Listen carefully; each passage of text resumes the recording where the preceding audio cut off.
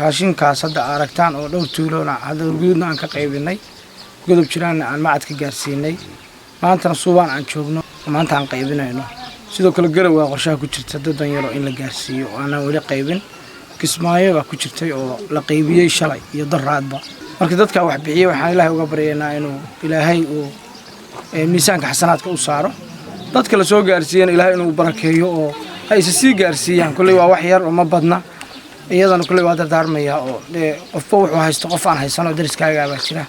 dhamaantiina waa idin wada mahadcelinayaa dadkii bixiyay oo ku deeqay alaabtan oo annagana wakiishayna waxaan u sheegaynaa dadkiina inaan gaarsiinay iyagana aan u ducaynayno dadkooduna ay u soo ducaynayaan oo khayr iyo barako loo filayo anigoo ka mid ah bulshada Suubaan waxaan u mahadcelinayaa bulshadii waxa weey raashinkan afurka noo soo abaabushay culimada diinka iyo waxa weeye inta iskaashatay oo raashinkan noo soo dhiibtay waan u mahadcelinaynaa Ilaahayna ha ka abaalmariyo adooniyo aakhiro innaguna waxa weeye waa u baahnayn waxaan kala sheegayaa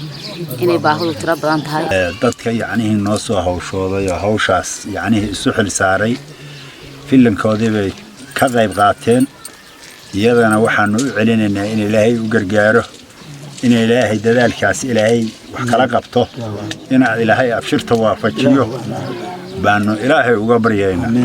annaguna waxaanu doonaynaa waxa yar oo ay noo soo dhiibeen oo noo soo qoonteeyeen oo ay dadaalka ku keeneen annaguna xidma shifala in alla nooga dhigo Ilaahayna noo siyaadiyo abshirta alla noo waafajiyo qatarta alla naga duubo wixii buka Ilaahay noogu caafimaado wixii caafimaad qabana Allah u siyaadiyo Ilaahu saasaanu ka barin Ilaahu waa idanka iyo awoodda Ilaahu waa idanka iyo awoodda ummadaas isku dayday inay gargaar fidiso inay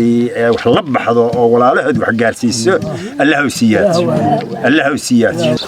Ilaahay ajar iyo xasanaad ka siiyo annagana Ilaahay noo barakeeyo waxaan ku darayaa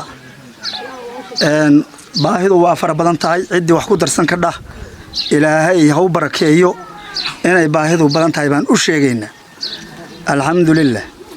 waxaan kaloo ku darayaa haddaanu nahay deegaanka Suubaan annaguna aanu ballan qaadayna haddii Ilaahay idan ka dhigo cidda danyarta oo walaalahaya afurka soo gaarsiiyeen inaanu isku dayno inaan kaga dayno inteedii wixii ka dhax haddii Ilaahay idan ka dhigo alxamdulillah rabbil caalamiin waxaan leeyahay marka baahida deegaankan Suubaan waa fara badan tahay